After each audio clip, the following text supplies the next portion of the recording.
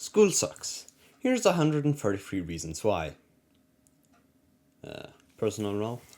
Not everything in this text is as in my school. Not everything correlates. It's improving slightly. There's still a lot of problems though. And this is mainly American, I would assume. So yeah, this is written by El Topo on deadmailboxsociety.com. School sucks. A lot. And you know it's true, regardless of how many well-meaning people have tried to convince you otherwise. But have you really taken the time to analyze just why it sucks so bad? Few people do. Which is really amazing when you consider how much time is spent on school. 7 to 9 hours a day, 5 days a week for 13 years during K-12, 4 more if you go to university, and even more, sometime more than a decade, spent lost in the academic haze should you decide to go on to graduate school. And yet, for all that time spent, you enter adulthood not knowing the first thing about how to handle real responsibilities, pursue your dreams, and the like. It's inexcusable. This is, after all, the institution supposedly responsible for preparing us for adulthood. Still, every year we dump a new generation of kids into the system, hoping things will be better. It might surprise you to learn, however, that school as we know it has been around for only about 100 years, or that before mass schooling was introduced. Our country enjoyed much wider literacy and economic freedom than we do today. So, if anyone's ever told you that you're wrong to question the necessity of going to school, or has ridiculed you for voicing your complaints, perhaps it's time you came armed with solid reasons for your disdain. We here at Dead Mailbox Society have drawn up a little list of our own, for your benefit. A list not just of the bad things school does, but also the things it shamefully does not. We give you 133 reasons school sucks. Number 1. Standardized testing is a complete waste of time. After millions of hours and billions of dollars spent on the introduction and massive expansion of standardized testing, supposedly meant to track the progress of schools, our schools have not improved in any meaningful way. That alone should be cause enough to reform or even do away with the testing regimen, but it doesn't even begin to take into account how these things actively harm young people. Not only by wasting their time and energy, but by filling their heads with false notions about themselves and convincing them they're stupid. Later in life, Richard Feynman, one of the most brilliant minds of the previous century and a great popularizer of novel scientific concepts to the public, had his IQ tested. The expertly calibrated test determined that Feynman had a below average level of intelligence. Oops. What's worse though, are the many tens of thousands of kids who each year are convinced that they're idiots and future fuck-ups, all because of an arbitrary score on tests that have never been shown to have a meaningful correlation to anything, other than how well the same pupil can be expected to do on the next standardized test. Your teacher never told you how many people with perfect 1600s/2 2400s on their SATs amount to, well, nothing later in life. They also never tell you how many low scorers go on to be amazingly successful, so long as they don't let some meaningless quiz turn into a self-fulfilling prophecy. Radio superstar and multi-billionaire Howard Stern scored 870, Bill Clinton 1020, Al Gore 1035, all of which, you should know, were lower than infamous dummy George Dubia's score of 1206. I know, what a pack of losers. Number 2. You will remember almost nothing you learn in school. Cram, regurgitate, forget, repeat. It doesn't matter what you retain or how you use it, only how much of it you can conjure up in a brief window of time in order to get that all-important A. Intellect is not the complication of numerous facts and useless trivia. It's the development of thinking tools needed to make connections between different ideas, draw conclusions, and see things others haven't before. Good luck on having that take place in school. Why so much emphasis on memorization instead of genuine education? Why? To sort the compliant good students from the insufficiently compliant bad students in a manner that funnels people into appropriate channels later in life in support of our corporate economy. The smart kids prove themselves yes men and order takers, thus making them safe for the more sensitive positions in the corporate pyramid, executives, managers, etc., where an independent thinker could really do some damage, and the dumb kids get put into low level positions with little hope of rising up economically. In this fashion, the illusion that good students are the same thing as smart students is created, as well as the illusion that our society is meritocratic, when in reality, it's a rigged game designed to create a kind of creative social and economic stasis where the vast majority of people stay in the same positions as their parents, a de facto caste system.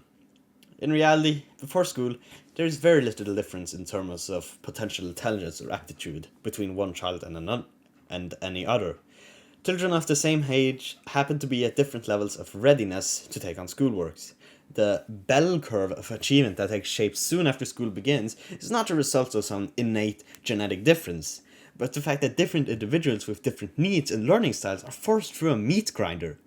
Some will do well no matter the quality of instruction, some will do poorly, with most falling somewhere in the squishy center. Number 3. Moronic bus schedules waste massive amounts of your time. When I was going to elementary and middle school, my home was a mere 5-minute drive away, and yet somehow my ride on the school bus took nearly an hour, both to and from, thanks to the winding bus route the school drew up. My parents couldn't drop me off or pick me up because of their work schedules, so I was stuck with the wheeled yellow log, effectively adding 2 hours to the school day, 5 times a week, 36 weeks a year. That's an extra 360 hours, or 15 full 24-hour days, taken away from me against my will in a single school year. Doing this for the full K-12 schedule, I lost 195 days of my life just sitting on the bus. That's more than a full additional year of school, in case you were wondering. I'll allow you to make the appropriate calculations for your own life now. Number 4. You never get any of the time back. Now that you've discovered how many months of your life you've spent on the school bus, I invite you to also consider that none of the time is ever coming back. Same for all those hours you spend on a classroom, watching movies, filling out useless worksheets, screwing around, or being lectured. For your own good, of course. Childhood, precious and brief. Never come back once it's gone. You could have spent that time communing with nature, starting a cottage business, exploring your neighborhood or hometown, talking with older relatives, volunteering at church or a temple or a mosque, reading, stargazing, painting, singing, skipping, learning to interact with animals, playing, or figuring out what it means to love. Instead, you went to school. Number 5. You have to ask for permission to piss or shit. Your poo is nobody's business but your own. Or at least it would be in a sane world that treated you with a basic level of respect, i.e. any place other than school, prison, or a war zone. By taking away a child's most basic rights over his own body, school habituates him to arbitrary authority, not to mention factory work conditions where time is money. Number 6. You can't eat when you're hungry or drink when you're thirsty. Similar to the above, taking away your freedom to respond to your own needs alienates you from yourself and makes you dependent on outside authority to make decisions. And in the case of those with low blood sugar or other metabolic disorders, it can actually be life-threatening. Number 7. Homework uses up your free time. 8 hours to sleep, 8 hours to work, and 8 hours for leisure. Such was the dream of the 19th century labor reformers. In a school system designed to accommodate the needs of 19th century industrialists, it makes perfect sense that school should be 8 hours long. After all, you'd better get used to those hours now, rather than later when you're on the assembly line. Except, school's long fingers extend long past the 8-hour mark and into the time that's supposed to be your own, thus ensuring you never get any time for yourself to think of seditious ideas, or put your life on a track that doesn't end with you pushing a broom or pushing a pencil. Homework is not, by any means, intended to help you learn, despite what you, your parents, or even your parents might think. It's in fact intended as yet another instrument of control. Number 8. It's designed to humiliate you. Without any hint of exaggeration, it can be said that schools are hotbeds of emotional abuse. Teacher on student, student on student, and even sometimes student on teacher. It makes sense from a managerial point of view. With 30 kids and only one teacher, chaos and disruption always threaten to erupt in the classroom, particularly when there are more than a few perpetually unhappy kids looking to take revenge on whatever and whomever is close at hand. Humiliation serves the purpose of making an example of those who don't follow the prescribed patterns and dismal expectations of the school, putting kids on the spot, disgracing them in front of their peers, singling out for extra scrutiny, are all potent ways to discourage kids from asserting themselves.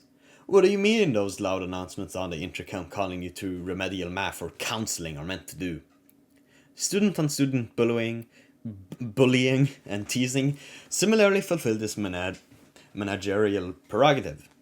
Anyone daring to show too much individuality or too much vulnerability become a prime target for all sorts of harassment, name-calling, physical intimidations, and worse. Normal bodily functions, going to the toilet, the expression of budding sexual feelings, experiments with fashion and personal style, all these normal, important parts of living and growing up, are turned into sources of shame by the campus capos. After enough of this, you'll never want to try anything daring or different ever again. Kill a chicken to scare the monkeys, as the Chinese say. Number 9. It's designed to make you feel powerless. Even if this weren't intentional, hint, it would be the result nonetheless. Consider what the effect of any of the following would be. Never getting to choose or have a say in who will be your teacher. Having no choice or influence in what subject matter will be taught in your class, which text will be used, or what material will be assigned. Not being allowed to make your own decisions about clothing, transportation, or time scheduling. Not being allowed to use the bathroom or visit a drinking fountain whenever you need to. Having strangers to grade you on work you never volunteered to take on. Having to get a license, hall pass, just to leave the classroom. Keeping you in a chair behind a desk 5 days a week for more than a decade as you grow up. Being expected to comply with any and all orders given to you by authorities, no matter how stupid, petty, or pointless. You're in school to learn your place. Peon. Number 10. It's designed to make you into either a snob or a malcontent. Depending on which caste your school sorted you into, of course, forget the lip service paid to equal opportunity, no child left behind, and other such bullshit. The school run on a divide and conquer strategy, turning kids from similar ethnic, social, and economic backgrounds into enemies by throwing them into a rigged race designed to divvy up human resources according to the needs of big business. The winners are thrown into so-called gifted and talented classes, AP/IB, honors, and the like, putting them on a course for college. The losers stay in the bottom rungs of the regular classes, are put into remedial or worse. The egos of the winners are inflated with special field trips, reading champion lists in the hallways, plastic throwers, trophies, and other knickknacks, certificates, smiley faces, and gold stars, and other worthless prizes. These little strokes of the ego are more than enough to convince them of their inherent worth and superiority.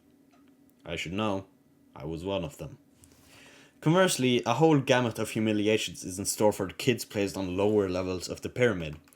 Being marched out in front of everyone for your special afternoon class is a subtle but powerful way for turning you into the other. So are C's, D's, and F's, emergency interventions, and the insults and backhanded compliments teachers, counselors, principals, and the like pay you day in and day out. It's the death by 1,000 paper cuts approach to managerial theory.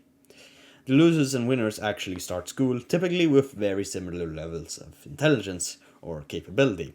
But small decisions and their outcomes get exaggerated, and seemingly trivial details are used insidiously to create vicious or virtuous cycles, self-fulfilling prophecies for the kids who accept them.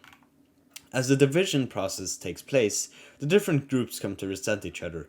The smart kids for the rudeness, the bullying, and the seeming laziness of the kids at the bottom, the dumb kids for the special privileges the kids at the top receive. Remember how freely everyone played and interacted in kindergarten. Now compare that to the 5th grade or, God help you, middle school. It's not an accident, nor is it a natural consequence of people's development. It was a conscious design decision put into place over 100 years ago by the social engineers who created our system of mass schooling. In a world that, more than ever, needs empathy, compassion, and communication, our school trains society's winner to look down on everyone else, and the losers to resent those who get a bigger piece of the pie. Also, they don't band together in defiance of the people who really control things. Number 11. It encourages cruelty and bullying. Oh, I know. Schools are really taking up their recent anti-bullying campaigns. But as was already discussed in point 8 above, bullying actually serves as a useful purpose to the school institution by discouraging self-assertion, self-expression, and smoothing the homogenization process along. It's a tool of conformity that schools cannot function without. Oh sure, occasionally there's some blowback, but that's pretty rare. Call it a cost of operating. Most kids keep their heads down and tolerate the abuse. Get back in line, rebel. This is the way things are going to be for you, your kind, for the rest of your life. Number 12. It's mind-crushingly boring. And that's really not okay. I know I don't need you to convince of something you already well know. School is extremely tortuously in a PBS funding drive kind of way, and everyone knows it. What I would like to tell you is that you're right to feel this way. Too many people have told you that calling out the emperor on his invisible robes is a sign of immaturity, that you should just toughen up and learn to deal with it. Because after all, some really important stuff is going down in school, and you better pay attention and do what you're told to, no matter how pointless or interesting. Or else you'll end up flipping burgers. The horror. But the boredom is intentional. If bored people are boring, as the old saying goes, boredom is a powerful tool to take fresh young minds and turn them into boring adults. The omnipresent boredom of the typical classroom serves to cause you to withdraw from yourself and the world around you. It's there to teach you that you have no control over your destiny, and that you have to accept whatever is given to you, no matter how shoddy or disappointing, that you are somebody else's fool. Nietzsche once said that the true aim of philosophy was for man to rediscover how to absorb himself in his work the same way a child absorbs himself in play. Similarly, Bob Dylan was quoted as saying, "A man is a success if he gets up in the morning and gets to bed at night, and in between he does what he wants to do." The point is, when you found something to do with your life that really speaks to your heart, that you really enjoy doing, there's no distinctions between work and play. You really think people like Walt Disney, Richard Branson, or Picasso would have become the successes they were if they didn't enjoy what they were doing? No way. Maybe the reason so many young people these days have an unattractive dependence on video games, porn, drugs, or alcohol is because there's such wide and deep feelings of dissatisfaction found across our society. People don't know what they want or what makes them happy, and most end up at jobs they hate. If we fought out young to trust their instincts and stay in touch with the demands of the heart, the follow their bliss, as myth man Joseph Campbell called it, maybe we'd all be happier, healthier, and more fulfilled. Life's too short for needless boredom. Number 13. It intentionally prevents you from maturing. Just 100 years ago, 13 or 14 was old enough to start taking on serious work. Most kids didn't bother attending high school for this reason, preferring instead to begin apprenticeships or start work on a farm. As one can imagine, this was a big deal to labour unions that wanted to inflate workers' wages, and it also posed a problem to those who had a stake in keeping people timid and ignorant. So a plan was hatched to keep people in school much, much longer, extending childhood by several years, tightening the labour market, and discouraging young people taking on responsibility and independence. And thus, the invention of the concept of adolescence, which is nothing more than a period of childishness extended into physical maturity. Today, we have ample specimens of the project this process has created. Sullen, superficial, and totally useless teenagers sitting around waiting for life to begin long after it already should have. Number 14. It devalues your family traditions, customs, moral code, and religion. Don't ever talk about Jesus, the Quran, abortion, pro or con, prayers to the Virgin Mary, any sort of traditional view of the relationship between the sexes, your deeply held pagan sentiments, female circumcision, male circumcision, or such. Also, don't dress in full costume, unless you want to be mercilessly teased and attacked. Don't eat your traditional foods, particularly the aromatic ones, unless you want to pick between eating lunch alone or answering endless stupid questions. Just ask a Sikh what school was like for them. Definitely don't maintain your culture's social protocols or codes of modesty. Hijab are for people who blow themselves up at train stations. Bonnets are for humorless Bible-thumping virgos. Don't say no when you mean yes, you dumb sloth. So what if my t-shirt has a picture of Buddha wearing Mickey Mouse ears? You're here to become another worker drone, indistinguishable from everyone else, devoid of culture, roots, or meaning in your life. Now run along to the Gap store and buy some new threads. Your beautiful traditional clothing is so lame. Lol. Number 15. There is no respect for your privacy there. Get used to the panoptician, or whatever. Future wage slaves. There's no hope of privacy in school. Many schools don't even let people to the bathroom without an escort anymore. The most private, intimate workings of the body are not yours to protect. In fact, everything you do is the school's business, at least in the eyes of the school. When a police officer comes to your house, he needs a warrant in order to enter or perform a search. When a teacher demands to look inside your desk, your journal, your hands, you have to comply. This is not the education system of a free country. It is training for authoritarianism. These tiny violations do matter, by the way, as they accustom you to constant violation, and it only gets worse as the years go by. Photo IDs hang around the necks of more and more students, and armed campus police officers seemingly send drug-sniffing dogs to your locker with no regard to your right against unreasonable searches. Number 16. It trains you to obey authority, no matter how stupid or arbitrary. There's no text here. There's only an image of a letter sent to Dear Mrs. Redacted, April 20th, 1994. You may already know this, but in case Alex has neglected to tell you, I am assigning him to detention for 1 hour this Friday, April 22nd. The reason is as follows. Alex consistently defied me. During class, he contradicted me numerous times when I insisted that the length of 1 kilometer was greater than that of 1 mile. Every other student in class accepted my lesson, without argument. But your son refused to believe what I told him, offering such rebuttals as, "You're lying to the class," and commanding other students to challenge my curriculum. Although he was correct, Alex's actions show a blatant disregard for authority and a complete lack of respect for his schools. In the future, Alex would be better off simply accepting my teachings without resistance. Please see to that your son understands this. Regards, Adam Hilliker.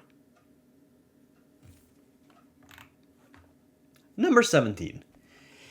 It will likely scare you away forever from learning a foreign language.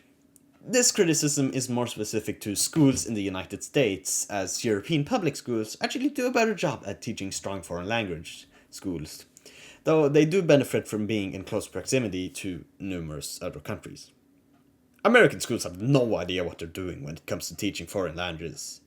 Even languages as easy to learn and useful as Spanish not only are almost certain to not be able to speak a second language even after 4 years of classes, the experience is also likely to be unpleasant and discouraging enough to never make you try again.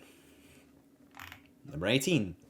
The money spent on you for your education could be put to much better use if you were allowed to manage it yourself. What do you think you could do if you were given $11,000 every year from age 5 to age 18 and allowed to invest it however you'd like? Let's assume you're responsible and make sure you get something in the way of education. Following a homeschool curriculum, you wouldn't need to spend more than $500 a year, national average spent by homeschooling families per child, leaving you $10,500 to use as you see fit. Thanks to compound interest, a very mediocre return of 5% spread out over the full 13 years of K-12 education means that by the time you reach legal adulthood, you would have nearly $2,000 worth of investment in your portfolio.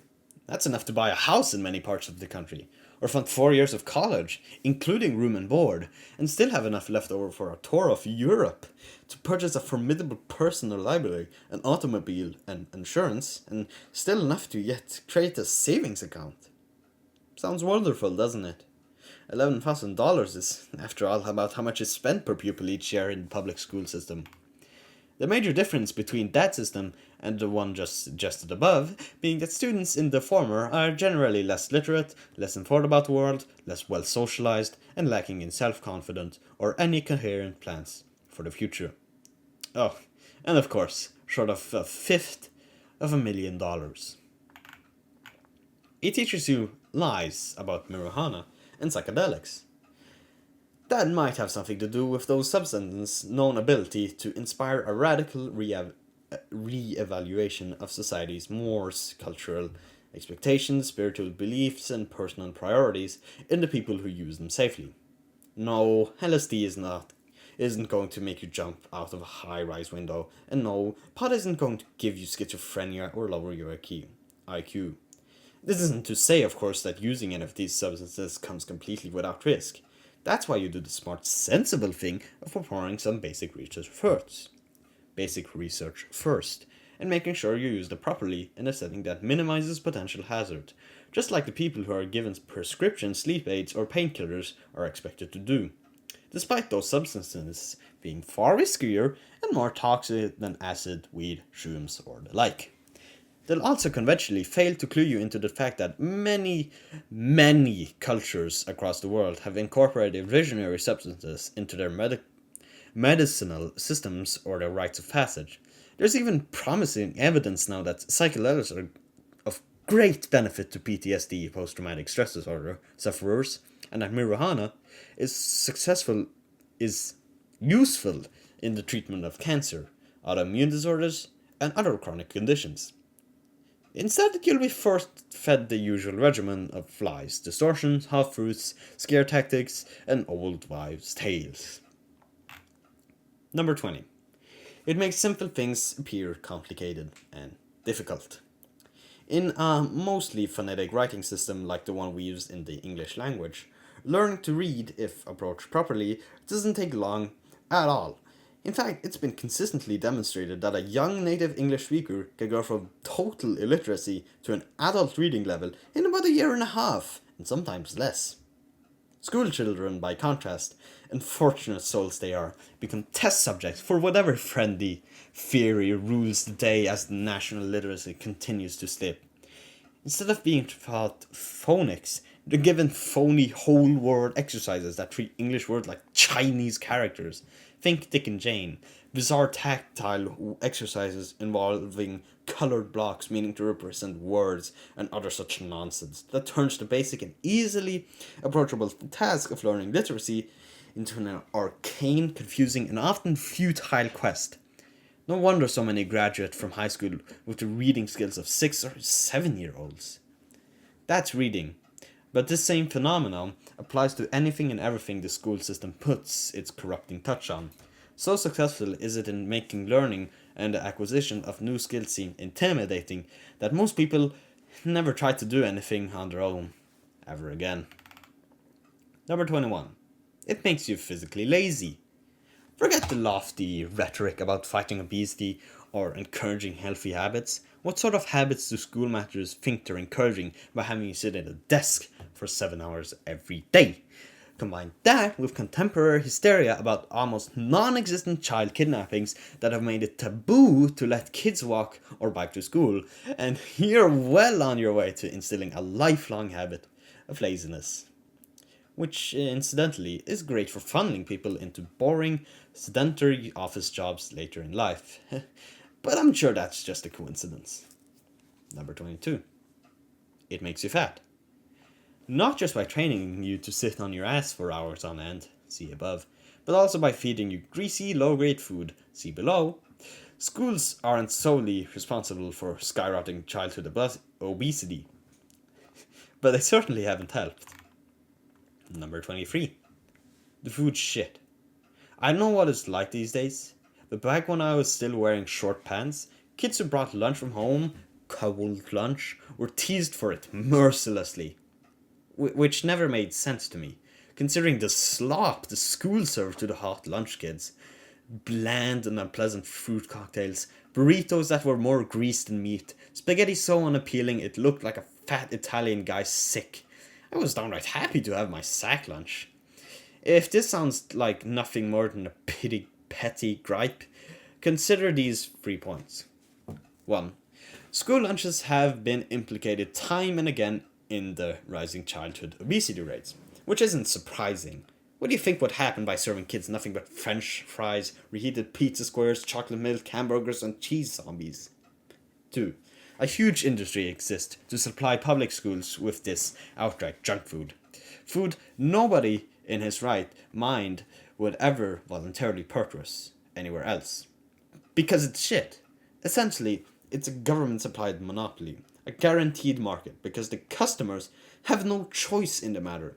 It's the same kind of cynical closed-door kind of deal that greases the wheels of our nation's military-industrial complex, with everything from cruise missiles to ready-to-eat meals foisted on our soldiers.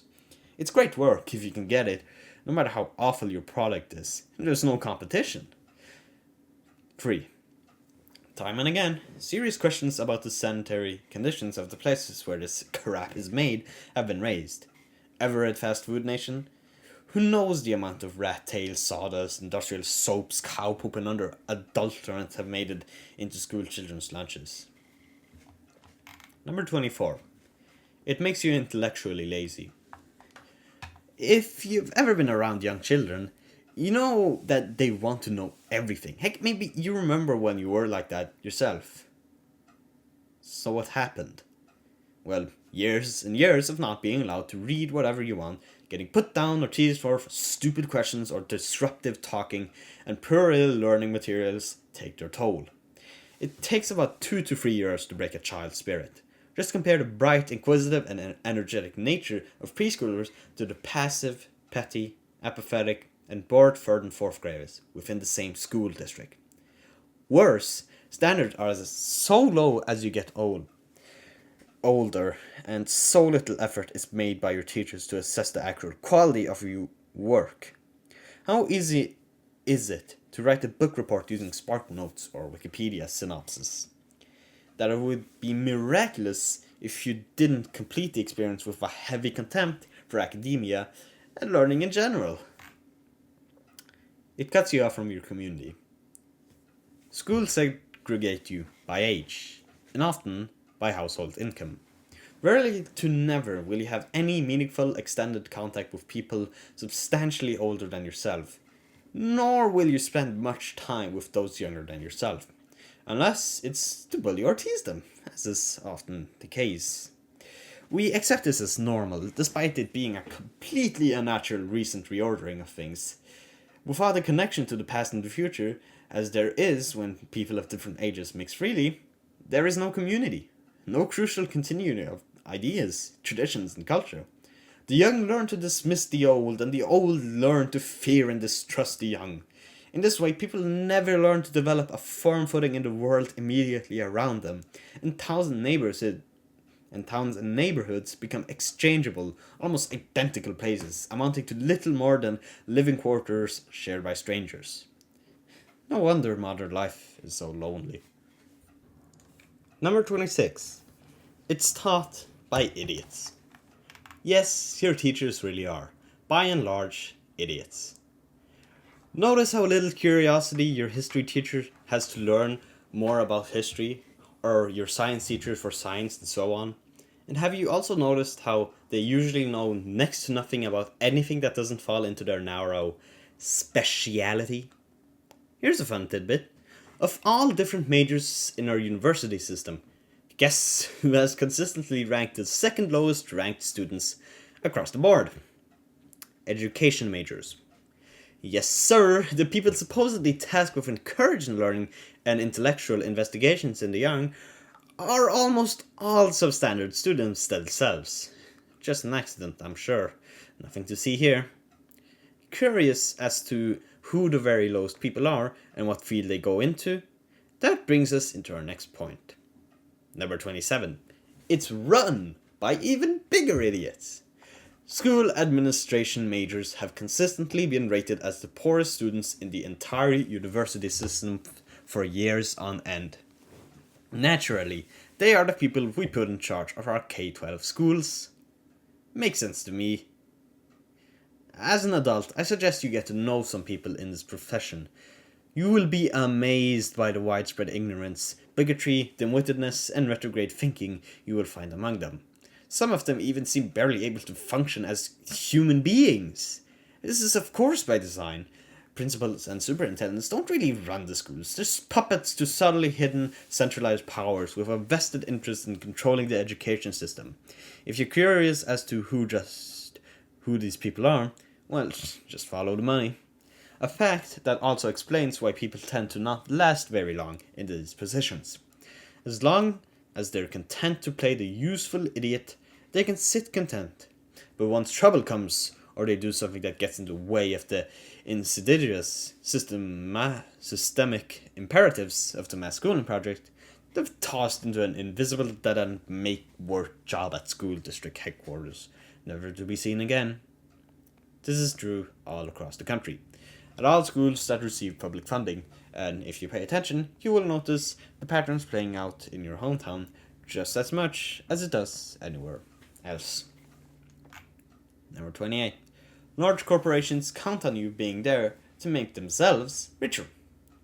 With a captive audience, that's you, school presents an excellent advertising opportunity to both big business and small-time opportunists. Whether through sponsorships by Coca-Cola, McDonald's, or Nike, to the vending machines in the hallways peddling crap to you at inflated prices. You're nothing but apples up for the picking in the eyes of those looking to make an easy buck. Number 29. It's designed to turn you into a mindless consumer. By denying you training in even the most basic financial skills, by preventing you from developing genuine critical thinking skills, by turning you into a shallow, petty individual through a never-ending gauntlet of competition, age segregation, humiliations, contest, bullying, and unwanted attention. Schools don't have to explicitly brainwash you into certain buying habits. You'll develop them on your own well enough. For the same reason, many people develop binge eating problems, drug habits, pathological personalities of narcissism, sociopathy, or histrionics, and other characteristic maladies of our day. Alienated from yourself, you will seek satisfaction from external sources, which of course can never actually provide satisfaction, but do stimulate your brain into releasing a little dopamine in the short term. The logos on everything from ledger boards to the gymnasium floor also don't help. Number 30. It uses powerful, mind-altering drugs to control your behavior. Bored out of your skull? No, you aren't, retard. You have attention deficit disorder. Your totally normal reaction to having your time wasted is actually an increasingly common mental health issue, which, as luck would have it, can be treated by ingesting extremely powerful drugs that will put you into a stupor. Oh, and by the way, you need to take them for the rest of your life. I'm sure that's just a lucky coincidence for the companies that manufacture the stuff. The stuff to deal with a problem that was non-existent just a few generations ago, before it mysteriously appeared from nowhere. Fancy that. Don't worry about the permanent brain damage or the fact that it's as potent as cocaine. That really shouldn't bother you. We know what's best. And could you have these on my desk by Friday? Number 41. It smells bad. Don't think it matters? How doesn't it? It wouldn't matter if it was a hotel room and you were paying $100 to stay in for a night. Why shouldn't it matter for a place that spends nearly $11,000 per student per year? Bottom of the barrel cleaning supplies, BO, and unflushed toilets. Number 32. It's dirty.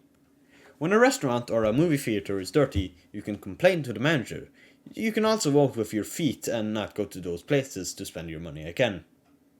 However, if your school is filthy, you'd better get used to it.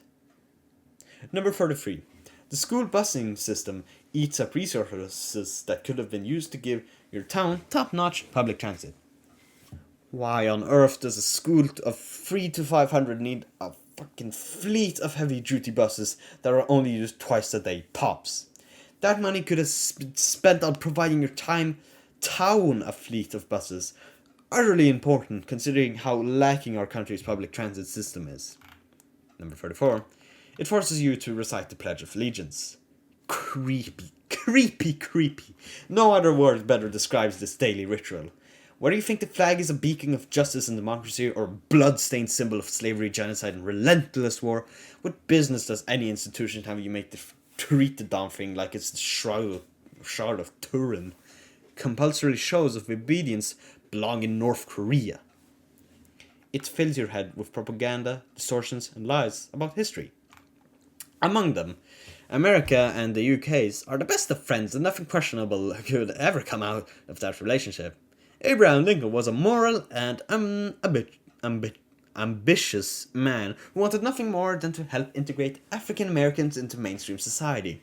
Christopher Columbus was a humble man just trying to make an honest buck who would never hurt a fly. The United States was just minding its own business and never dreamt that the Empire of Japan would lash out at them. And better still, the dropping of atom bombs on Hiroshima and Nagasaki were necessary to end the war. Worse than these are the lies by omission the official curriculum has built into it. You will never learn or even hear mention of Benjamin Franklin's involvement in the Hellfire Club, the formation of the Federal Reserve System, the Rosicrucian Renaissance, the contrivances of Elizabethan schemes like John Dee or Francis Bacon, the role of secret societies in the outbreak of the French Revolution, the intellectual and artistic flowering of Weimar Germany, Celsus's critique of Christianity, the Tuskegee syphilis experiment, MK Ultra, serious allegations about happening at the Hanford nuclear site, and just to name a few. 36. It puts you in danger. Harassment, intimidation, fights, cyberbullying, gang violence. The list goes on. Number 37. It gives you poor eyesight. You see so many Chinese people with eyeglasses, not so much because the Han are genetically prone to nearsightedness, as the fact that their children are forced to study from toddlerhood forward. What effects did squinting at the whiteboard, or being forced to read long before you're developmentally ready, have on you? Number 48. It's simultaneously sexless and highly sexualized. Only in a place as insane as our school could a person be subjected to an obscene level of sexual innuendo, inappropriate leers and gestures, crew jokes, revealing outfits, locker room banter, cosmetics, colognes, and titillating activities, dances, cheerleading routines, and then get punished for talking openly about making love or handing a friend a condom. This is perhaps just a microcosm of a larger cultural problem, but it's worth noting, as it's one of the most Kafkaesque aspects of this place. It gives you false expectations of life, and it's a link to Alan Watts' Music and Life. Check that out if you want to. Number 40. It makes you shallow. By removing you from the wider world and putting you in the passenger seat to your own life, school builds a bubble of delusion around you. distorting your values and priority and drawing attention away from things that really matter. Things like deciding what kind of person you want to spend on your life with, learning about your family history, following the example of your older siblings while helping to shepherd the younger, devoting yourself to a cause that's important to you, growing a garden, traveling to distant places to consider the multitudinous possibilities of living and the like. Without any real work to do, and with little to no say in how each day unfolds, most kids withdraw from their culture, their families, and indeed even themselves, coming to focus on the meanest, stupidest things imaginable. Fashion, social position, parties, physical comeliness, and the like. It's for sales writ large in 100,000 locations across the country.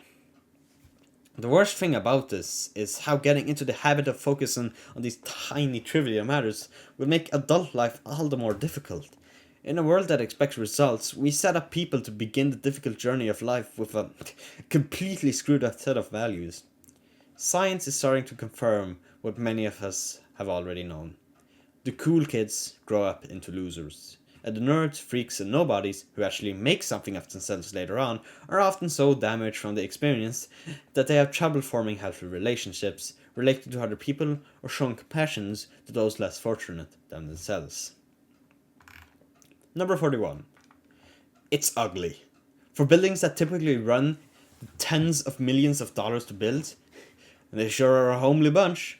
Okay, in recent years, a little more effort has been put into school design, but by and large, they still resemble prison, hospitals, or factories. Another coincidence, I'm sure. What effects might this have on your spirit? Number 42.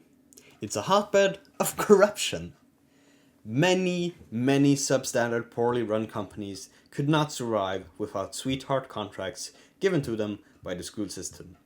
Junk food purveyors whose products end up in school cafeterias, textbook companies whose poorly composed materials are sold at highly inflated prices, and perhaps worst of all, the outrageous, overrun cost of school construction projects. Sure, it's not third world bribe the health inspector style corruption, but it is corruption. Perhaps worse, even, because it's far less visible, and it's comfortably built into the system, making it near impossible for any meaningful reform to take place from within. Number 43. Nepotism runs rampant. The sooner you start viewing the public school system as, among other things, a massive jobs program for the otherwise unemployable, the more the waste, the apathy, and the low standards begin to make sense. And like any corrupt and bloated institution, school prefers to hire among their own, saving the cushiest positions, benefits, and promotions for those in the system who've rocked the boat least and always done as they're told. You wouldn't think that low-level data entry job, pretty bureaucratic planning positions, or playground supervision and library assistant would require many years prior experience working in a public school in order to master. You'd also prove yourself unaware of the inner workings of these places. Number 44. School incentivizes cheating and dishonesty. Sooner or later, the Charlotte kids see through the bullshit and ask themselves why they should be slaving away on busy work completely irrelevant to the larger world or their futures. These budding freethinkers sometimes take back their time by outsourcing their schoolwork to a ghostwriting industry online.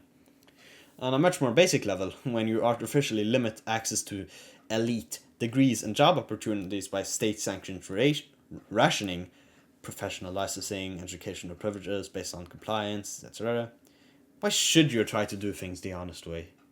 Many children of immigrants from Eastern Asia have no qualms about paying someone else to do their homework, smuggling in answer sheets to high-stake tests, and the like. This is not controversial. They scrimped and saved to make it to the country.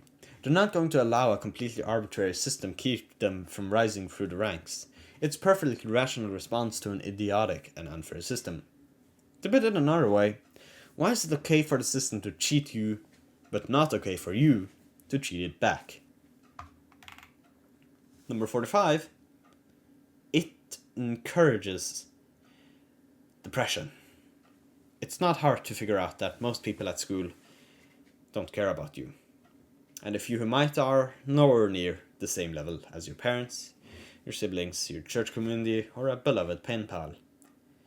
It's amazing how a place with so many people can also make you feel so alone. Your classmates are shallow and bored. You're bored, and the same dull routine repeats itself day after day, year after year. With an environment like that, it's impressive how many kids don't develop depression. Plenty do, though. It's not a poverty thing either. Youth suicide, by and large, is an affliction of the middle and upper classes. The kids given everything are the ones who feel like they have nothing.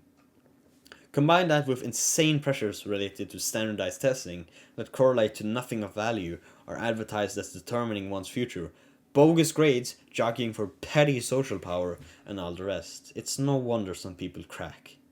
In fact, it might interest you to know that national merit scholars are, among all the possible designations researchers could identify, the group with the highest suicide rate in the country. With that in mind, it should also come as no surprise that the Massachusetts Institute of Technology, one of the most prestigious schools in the world, has a dismal record of students' suicide, self-harm, and nervous breakdowns, just the same as most of the other elite schools. Number 46. You'll be in deep shit if you use a pot at school. For a plant that's been used for humans for medicinal and recreational purposes for over 5,000 years, marijuana sure has a lot of enemies obsessed with eradicating it. It's totally understandable if you want to puff on a joint just to get through the day. School's a boring waste of time, a baffling laboratory of arbitrary rules, aggression and coercion. It's not a mystery why you might turn to a herbal help to get by. I can attest that plenty of adults do it to make their soul-sucking jobs tolerable. But my oh my, the things that will happen to you if you get caught with the stuff at school. Goodbye college, hello alternative school, and interventional education. Number 47. It spreads the lie that an Ivy League education is valuable and desirable. There's no shortage these days of disenchanted current and former Ivy League students trying to warn others about the waste of sweat, blood, tears and money getting into one of these schools is. Their warnings fall on deaf ears. After all, everyone knows what an excellent school Harvard is, and the sort of doors it can open up. Never mind that the fact that a sizable portion of Ivy League grads end up in the same sort of careers their state university counterparts do, or that a quarter of them are either unemployed or chronically underemployed a full 2 years after graduation. Also, never mind that fact that the vast majority of kids who make it into these institutions sacrifice the opportunity to develop interest or a unique personality when they spent all the time making SAT flashcards and joining 9 clubs during high school. If you like to hang out with people who manage to be both tyrantly arrogant and amazingly boring simultaneously, perhaps the Ivy League is for you. Otherwise, I wouldn't bother. Number 48. It convinces you you'll be a failure if you don't think things someone else's way. How many times have you heard it? If you don't get good grade and go to a good college, you'll be flipping burgers for life. What's the point of constantly installing this fear? To make sure you toe the line, of course. And it's proven a remarkably effective scare tactic over the years. After all, what could be worse than working at a restaurant?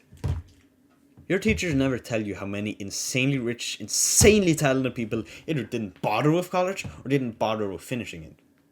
Paul Allen, Wolfgang Puck, Bill Gates, Quentin Tarantino, George Lucas, Ted Turner, Larry Ellison, Danica Patrick, Gore Vidal, Penn Jillette, Michael Moore, Rush Limbaugh, Brad Pitt, Steve Dodge, William Faulkner, Richard Gere, F. Scott Fitzgerald, Ralph Lauren, David Karp, Walt Disney, Tom Hanks, Al Pacino, John Mackey, Richard Branson, Ingvar Kamprad, Henry Ford, Larry Page, Joel Osteen, Michael Dell, Sean Parker, Ben Affleck, Woody Allen, Channing Tatum, Louis Armstrong, Dan Aykroyd, John Glenn, Bill Murray, Craig Ferguson, Harvey Firestone, Ray Kroc, Harrison Ford, Robert Frost, the Wachowskis, Scott Walker, Buckminster Fuller, H.G. Wells, Keanu Reeves, Stan Lee, George Carlin, Seth Rogen, Teddy Roosevelt, Louis C.K., Ozzy Osbourne, Don Imus, Stanley Kubrick, and motherfucking Oprah, just to name a few. Number 49. It makes you tired and cranky. We've known for years that during puberty, people's circadian rhythms change, making them more prone to staying up into the night. This isn't a trivial complaint. Not getting good sleep is hazardous to your health, decreasing cognitive function, weakening your immune system, and putting greater stress on your heart. Yet schools refuse to adjust their schedules to accommodate this now familiar phenomenon, and instead increase workloads, extracurricular activities, and the like. Combine this with the distractions of video games, smartphones, and computers, and you have a recipe for mass chronic fatigue, which means raccoon eyes, irritability, and anger management problems, on top of the aforementioned health hazards. Number 50. You will never be challenged to tackle the big questions of life in a meaningful way. Aristotle, Plato, Saint Augustine, Siddhartha Gautama, Lao Tzu, Jesus Christ, Thomas Aquinas, Dostoevsky, Thoreau. You've probably heard mention of a few of these names during your time at school. How many times did you ever get a chance to read them in their own words? Yeah, I thought not. Instead of tackling questions like, what should I do with my life, or what things make me happy, in a non-superficial way, school is a maze of colouring sheets, flashcard videos, workbooks, social studies, dioramas, quizzes, entry tasks, and other distractions. Attention is given to the tiny details of an incoherent and poorly organised lesson plan that extends a simple lesson into a weeks-long ordeal. Never or nearly never is there any in-depth and extended conversation about the deeper questions or an inquiry into the thoughts of the great questioners of yore, without an extended investigation into the most important matters of your life. Most are doomed to meaninglessness by the school system. Number 51. You do not have freedom of speech. If you think you do, try handing out pamphlets on campus about abortion, 9/11 conspiracy theories, gay sexual liberation, or anything to do with fundamentalist Christianity. Number 52. Plenty of the most interesting or successful people have named it as one of the worst things that ever happened to them. Paul Orfalea was called a loser and an underachiever by his school, and he was convinced he would die in a homeless shelter as an adult, since clearly he was an idiot. After graduating dead last in his class, he decided to become a self-made billionaire and one of the greatest business innovators of his day by founding Kinko's. Ray Kroc, the man responsible for turning the tiny McDonald Brothers burger shop into a fast food empire with more global reach than Genghis Khan could have hoped for, was so bored and frustrated by his high school that one day, at the age of 16, he announced to his mother that he was leaving school forever. He was tired of having his time wasted. David Lynch, master of American surrealism, and the best-known avant-garde filmmaker of the last 40 years, had this to say on education as we've defined it. School was a crime against young people. It destroys the seed of liberty. The teacher didn't encourage knowledge or a positive attitude. Shigesato Itoi, creator of the cult hit Earthbound game for the Super Nintendo, already insecure from his complicated home life, felt school to be stultifying, desolate place. In very un-Japanese fashion, Itoi neglected his studies and turned to comic books, Delicious Herb, and the Beatles in order to escape, something he later gave credit for helping him to develop his unique creative style. He is the only man Mario and Legend of Zelda creator Shigeru Miyamoto has called a genius. And most famously, for Thomas Edison, school was pure torture. He dropped out at age 11. Presumably, he became a meth addict and a fast food employee. Number 53. Fills your house with garbage. This one you can't even argue. School results in a lot of outright garbage accumulating in your house and later car. Old notes, old essays in the binders, craft projects that you can't bring yourself to throw away, even though you couldn't give a crap about them otherwise. There's just so much junk. It's messy and bad for the environment. Number 54. Head lice.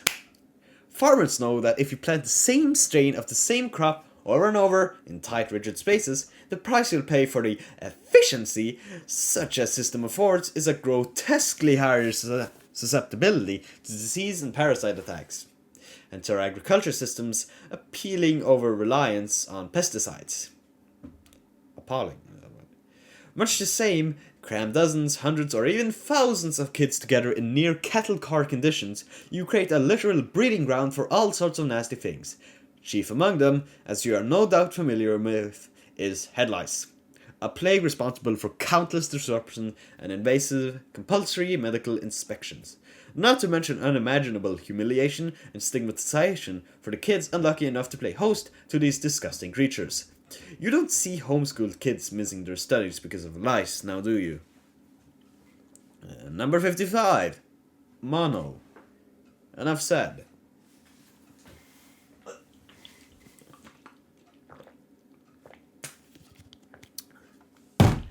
Number 56. Flus, colds, and other violent unpleasantness. Same as the previous 2 points, we wouldn't have nearly the problem with viral infections we do if we didn't force messy, nose-rubbing, cough-not covering kids together into a confined space for hours on end before bringing all the wonderful germs home to mommy and daddy. At number 57. Problems, shortcomings, and deficiencies are never the school's fault, unless there's money to be had. Curious, no matter how low the literacy rates drop, how violent and unpleasant schools become, how stupid and lazy children turn out, or how much farther our country falls behind the rest, it's never related to how the school system is organized, how things are taught in the classroom, or as students and their parents are allowed to participate, rather not participate in the decision-making process, unless, of course, some juicy government grants or increased tax revenues are available for the taking. For you see, clearly the school is failing because of the lack of money, forever and ever. Amen. Number 58. You have no choice who you spend your time with. If someone walked up to you and said that he will choose your friends for you, you'd quite rightly tell him to fuck off. As an adult with a job, if you don't like your boss or your coworkers, you can quit and go somewhere else. Things are a little different at school, however. Not only do you get no say in who your classmates are going to be, the situation is rendered even more absurd by making the decision based off age and little else, not learning styles, personalities, interests, or the like. Number 59. You don't get to choose your teachers. When you and your partner are going to be having a baby, you're expected by friends and family to shop around among the OBGYNs in your community until you find the one you think will do the best job.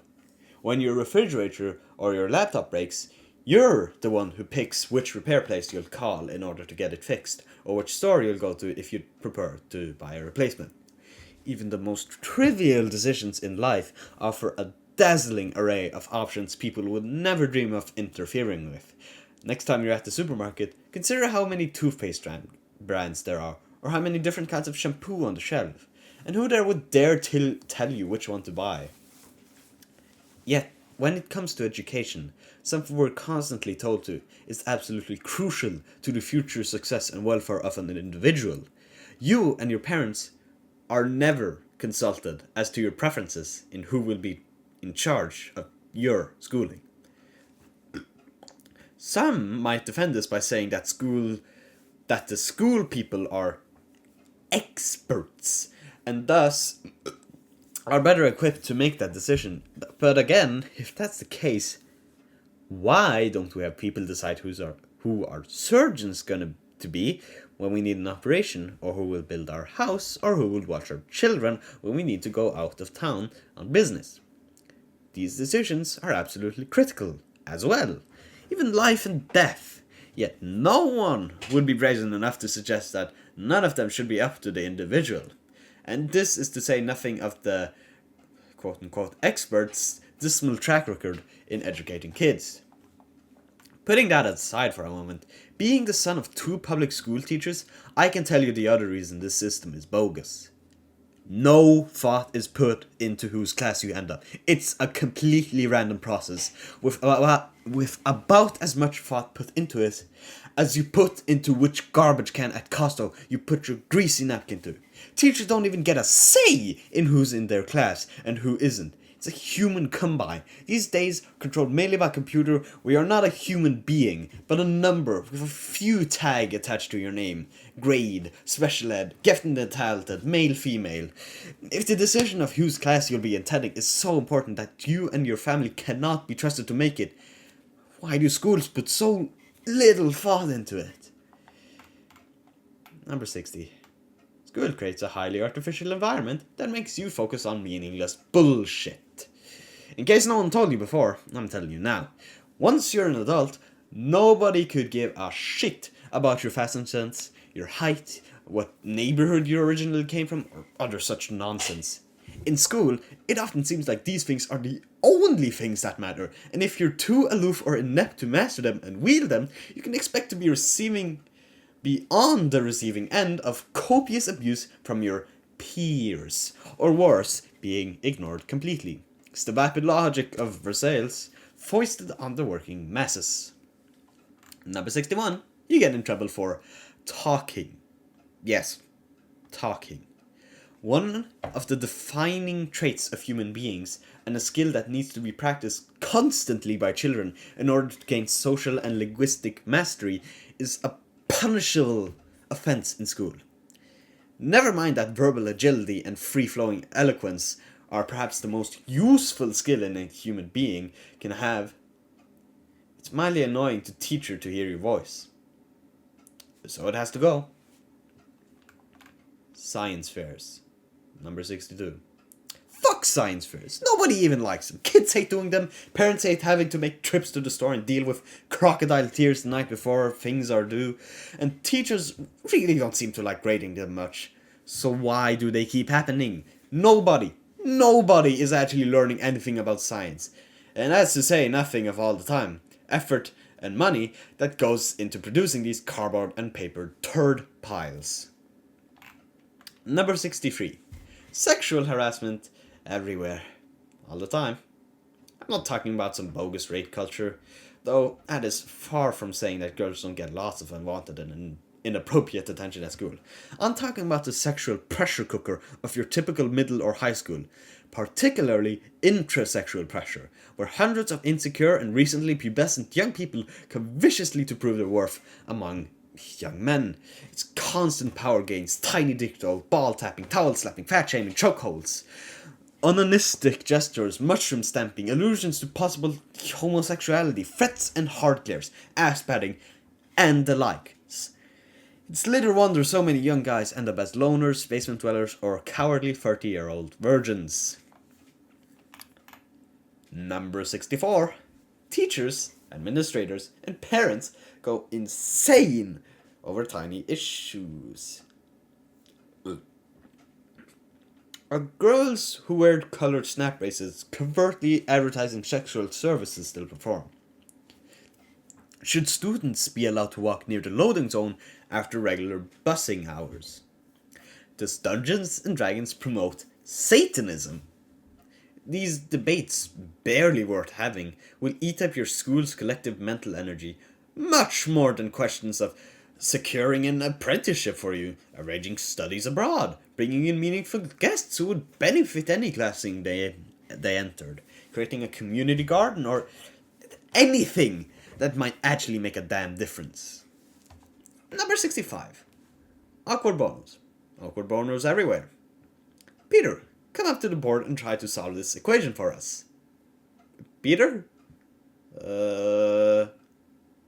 Number 66. It prevents you from making a fortune while you're still young. Far from being a time to keep your head down and do as you're told, youth is actually the best time in your life to take major risks and make a shitload of money, even without a college degree or special credentials. That sounds far-fetched to you. Consider the example of Andrew Fashion, who made his millions by age 19 by posting MySpace tips online and selling goofy classroom products. There's also Napster creator Sean Parker, Facebook mogul Mark Zuckerberg, Bill Gates, and numerous others to take into consideration.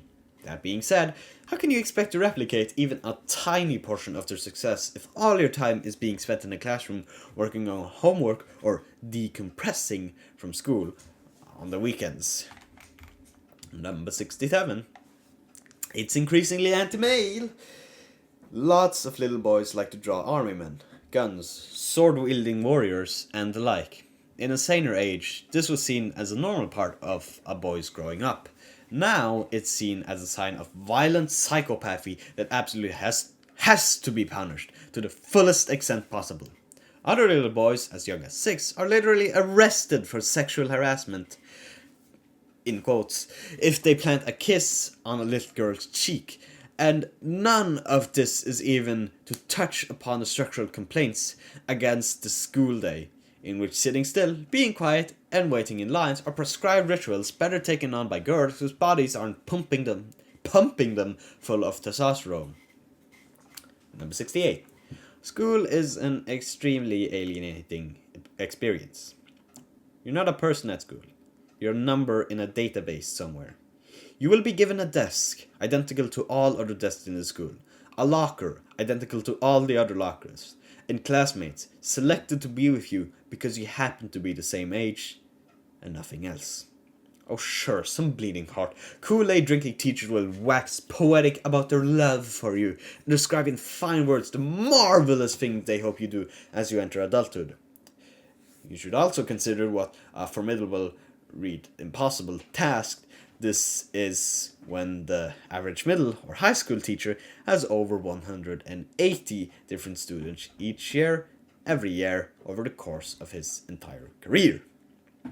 Make no mistake, you're there to do as you're told. You're there to fit in. You're there to go with the flow and cause as little trouble as possible for the people tasked with organizing all this nonsense. You will comply, or else. This is no accident. No unfortunate byproduct of a poorly thought out organizational procedure. It was in fact that main goal of public education. Outrageous? Not at all. Consider this quote from William Torrey Harris, America's very first Commissioner of Education. 99 students out of 100 are automata. Careful to walk in prescribed paths, careful to follow the prescribed custom. This is not an accident, but the result of a substantial education, which, scientifically defined, is the subsumption of the individual. As well as the other charming quote. The great purpose of school can be realized better in dark, airless, ugly places. It is to master the physical self, to transcend the beauty of nature. School should develop the power to withdraw from the external world. Public school, helping you to be the best automaton you can be. Number 69. Your goals, plans, ideas, dreams, and ambitions are treated as nuances. If you want to, say, spend 2 years in the Amazon rainforest studying native poison dart crafting techniques in a video documentary, would your school be thrilled by the project? Hell no! One less ass in a seat is 1,000 in funding loss. Exert assistance. Even less borrowed things like getting to pick your own books to read or having a final say over what electives you'd like to take are routinely disregarded. Because why would you know what's best for what you want or what's good for you? Number 70. PE. Exercise and developing healthy habits are good things. Daily reenactments of Lord of the Flies are not. Number 71. The Presidential Physical Fitness Week. Fat, unhealthy, or otherwise out of shape? What better way to boost your confidence than showcasing your inadequacy to the entire school? Yes, sir! And after nearly killing yourself with a 15-minute mile, failing to do a single pull-up, and in general being a massive, embarrassment to yourself, you'll never want to have anything to do with exercise ever again. And the toxic self-loathing this ritualized public shaming instills in you will no doubt be self-medicated by you with food and later in life, alcohol, thus making the problem even worse and likely sending you to an early grave after a miserable existence characterized by loneliness, low self-esteem, and disease. Thanks, school! Number 72. Basic life skills aren't even taught, despite school allegedly being training for adulthood.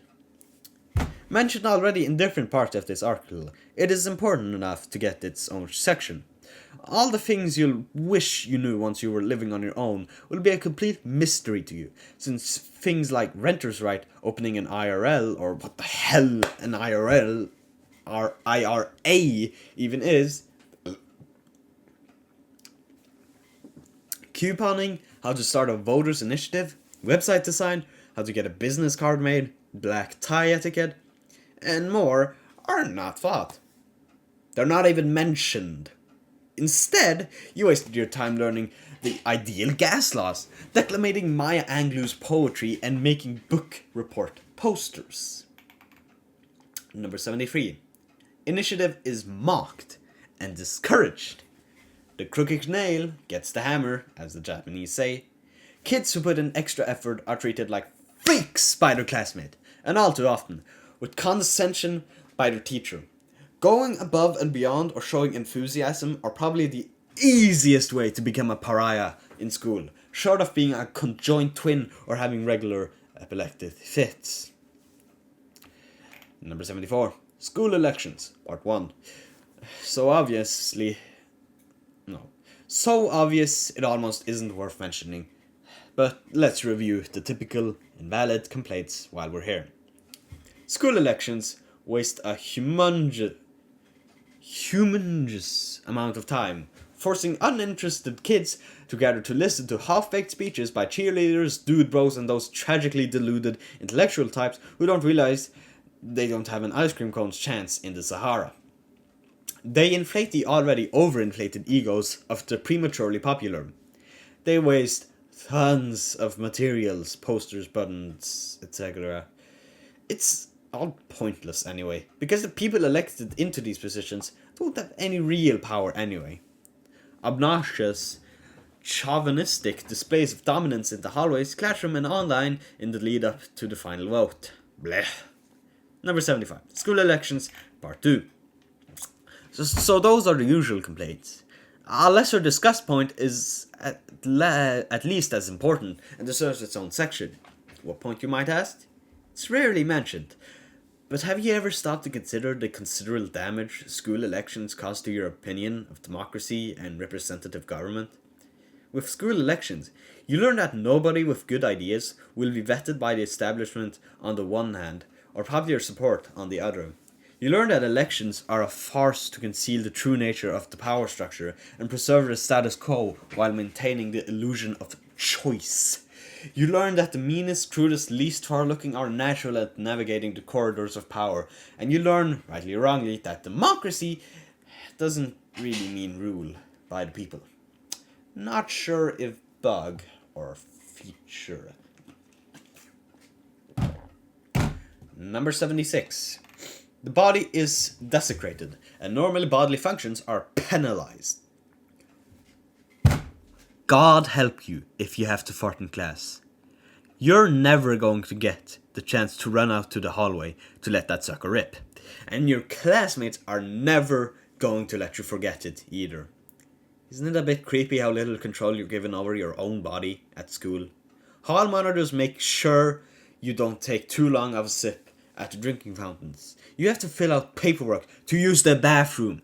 And who can forget the deep, psychologically scarring experience of being weighed in front of everybody when you're either too skinny or too fat? If you enjoy being treated like cattle, perhaps this is all a pleasant experience for you. But I, for one, want to punch every teacher in the face who was responsible for this crap, as I was growing up. They've earned it. Number 77. Everybody is punished for the mistakes of one. This isn't Full Metal Jacket, but apparently your teachers think it is. You know the score, one person fucks up and you all have to suffer? Did somebody vandalize a bathroom? Watch as the doors get removed and a guard put into place. Someone commit the unforgivable crime of talking at the same time as the teacher did? Congrats, you all get to write a 1,000-word essay now. What a joke. Number 78. Pep rallies. Imagine the Giggle Wiggles were tasked with organising the Nuremberg rallies, and this is pretty much what you get. Sis, boom, ba, ra, ra, ra. Having functionally retarded cheerleaders shriek into the microphone as you pretend to care about your school's newest upcoming sports event. We don't have time anymore, apparently, to hold art classes, wood shops, or plays, but far be it from us to question the importance of pep rallies. Number 79. School rivalries. Unless your family is that special kind of stupid that makes a tradition of attending one monolithic big box public school over another, you, like most people, didn't put too much thought into where you went to high school. Yet you better show some damn enthusiasm, son. It's your time, for Pete's sake. Don't you have a school spirit, or are you a pussy? People who never met each other and are otherwise pretty similar are encouraged to hate and vilify each other because reasons? It's no joke either. At least not in the minds of those who are really, really into the school spirit routine. Vandalism, pranks causing hundreds of thousands of dollars of damage, fights, harassment, stalking behavior, and, if nothing else, hopeless distraction come about as a result of exploiting the tribal instinct in young people, to the benefit of no one. Number 80. You aren't allowed to make your own reading decisions. Isn't it crazy how often you hear people say, I love to read, but I never get the time when I'm at school? Think about the implications of this statement. Numerous people, without realizing it, are admitting school gets in the way of reading and self-education.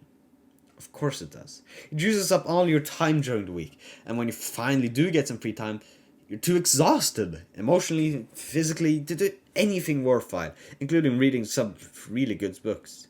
Want to crack open Tolstoy, Faulkner, Vonnegut, Watership Down, or Zen and the Art of Motorcycle Maintenance, instead of whatever politically vetted, dumbed down crap your school is forcing you to read?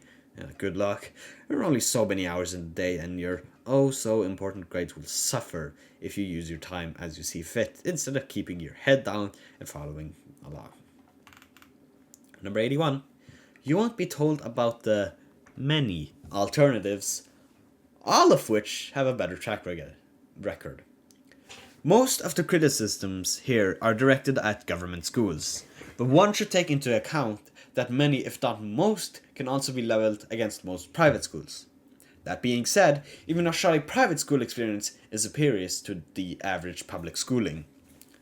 Far better, though, are the wilder and woollier alternatives more and more people discover each and every year.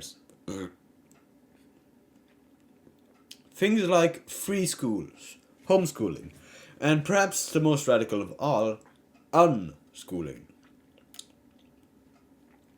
Little to no structure, at least in comparison with mass schooling, self-directed learning, individually tailored lesson plans, loads of free time to pursue your own interest. If we are to believe the lies about human nature we've been told again and again by the media, politicians, and, of course, the schools themselves. Such a form of education should be a miserable failure, with young people frittering away their time on video games and Facebook instead of learning. That never happens with public school students. Examining the facts, however, paints a different picture. Not only do homeschool students vastly outperform their public school counterparts academically, they're also more healthy emotionally and better socialized, contrary to the stereotype of the socially awkward homeschool kid. Number 82. It fools you into thinking schooling is the same thing as an education. School is regimentation and habit training, much like boot camp in the military. Etymology enthusiasts out there should follow the breadcrumb trail the school name left. In a neat linguistic trick, the social engineer who created mass schooling intentionally chose a homonymous word in English with two radically different meanings, stemming from two completely different languages, in order to use the same word to say two completely different groups of people. Secret message to those in on the shadowy designs of the project, and another for the ignority on the outside. In politics, this common practice is known as dog whistling. The first origin, the one used to fool the public when mass schooling was first seriously proposed, is related to the ancient Greek word school. meaning a kind of garden in which one was free to play and explore at his leisure. Education for free people in ancient Athens consisted mostly of open-ended discovery under the guidance of a learned man, with little in the way of pre-prescribed lessons, subject learning, or set schedules. This free-form educational style resulted in the most thoughtful and inventive people of the ancient world. The same people who gave us philosophy, geometry, classical sculpture, and democracy. School, as we know it, comes from the German Schule, meaning a rigidly ordered group of identical units, a school of fish. The Prussian philosophers, politicians, and social engineer who invented modern schooling had this in mind, modeling their classroom after military organization. Prussia got by as essentially a private security company for other European nations, renting out its soldiery for handsome prices. One could see in the difference between these two terms what constitutes the difference between a schooling and an education. Schooling seeks to cut you down to size, make you like everyone else, and train you to take someone else's orders. An education, by contrast, is non-coercive, self-directed, and rather laissez-faire. Whatever that word means. Number 83. No one there will tell you that 1 out of every 15 self-made millionaires was a dropout. Yep. Number 84. You won't learn to cook for yourself.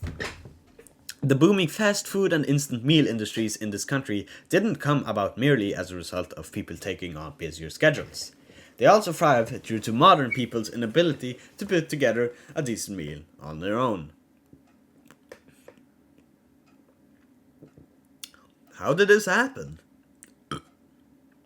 Maybe you attend one of the few schools that still offer home EC, but in all likelihood you don't, and even if you did, it'll be a silly elective where very little actually gets done, as is the case with most elective courses. Everyone believes feeding yourself and your family, learning how to create delicious foods, shopping smart, and knowing about nutrition are important. It's egregious that the school system doesn't agree. Number 85. You won't learn how to mend socks, pants, or jackets. Your great-grandmother knew how to fix tears and holes in her children's clothes. So why don't you? It's not just a hokey, old-fashioned skills. You can save literally hundreds of dollars in just a year by patching up mildly worn-out clothes instead of buying new ones. Think of the money you've wasted. Who benefits from your ignorance? Is it possibly they had something to do with keeping you from being taught this skill? Maybe. In number 86, you won't learn how to haggle. You know, this is expected at auto dealership. But did you know you can bargain and make offers at almost all the big box stores, such as Best Buy? No, of course you didn't. You're in school. Just keep paying the full price, sucker. School wouldn't be doing their job if you weren't entering adulthood totally helpless. Number 87, you won't learn how to form a rock band. Not important, you say. Why not? If it's something that really matters to you, why aren't you being encouraged to pursue it? Most of our best rockers were total fuck-ups at school. Perhaps because of that, not in spite of that. You won't learn how to get a good deal on insurance. Number 88. Insurance. The thing that will help you understand better than anything else why your parents always complained about never having money. It will shock you, I'm sure, to learn that most insurance companies are crooked as Lombard Street. How can you not get fooled into paying more than you should? What kind of coverage is a good idea and what kind isn't? Who the fuck knows? Your school, again the institution that allegedly exists to prepare you for adulthood, isn't going to clue you in. Sink or swim, baby! Number 89. You won't learn good financial habits.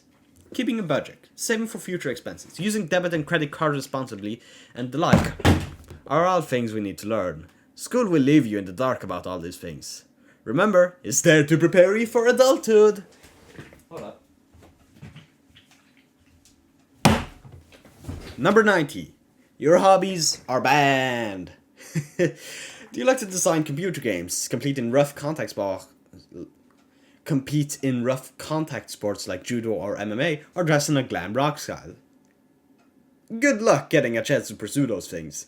Don't you know school knows better than you do about what you need to pay attention to? Now get back to work on that macaroni sculpture of the Rocky Mountains. Even worse if your hobby is a collectible card game like Magic the Gathering or some such. In which case, the next point might be relevant to you. Number 91. Your property is regularly stolen. Or as they call it, confiscated. Watches, card games, bracelet, piercings, phones, MP3 players, all goods that you selected for yourself in hopes of improving your personal happiness. Nope! They're all distractions, in which case your teacher has free rein to take them away without your permission and hold them indefinitely. Hint, in school newspeak, distraction means teacher doesn't like it. Number 92.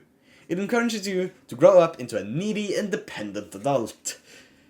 When you're never given real responsibilities and you're made accustomed to having people other than yourself tell you how good your work is or what kind of person you are, you lose the ability to depend on yourself, to be the source of your own emotional stability. There's no shortage of messed up, clingy and shallow people in our modern world. Culprit number 1 is our school system, which leaves people bereft of even the most basic life skills. No wonder half our population is on antidepressants. Number 93. You'll complete the experience knowing fuck all about the world. 13 years of learning, and you still won't know what the capital of Canada is. Hint, it's not Toronto. Number 94. It drives a wedge between you and your parents. Parents by nature are meant to love their children, and children by nature are meant to love and honor their parents. So why is it so many parents and their kids have such terrible relationships? No doubt discrediting the school environment does to an immigrant's family's home culture can have something to do with it. Or the teaching of a value system at odd with the one espoused by the parents, creating competing claims for authority in a child's head. Or certainly the exhausting schedule of busy work that makes kids tired and impatient at the end of the day. The time they actually spend with their parents, who themselves are most likely wiped out from their equally tedious day's jobs. Number 95.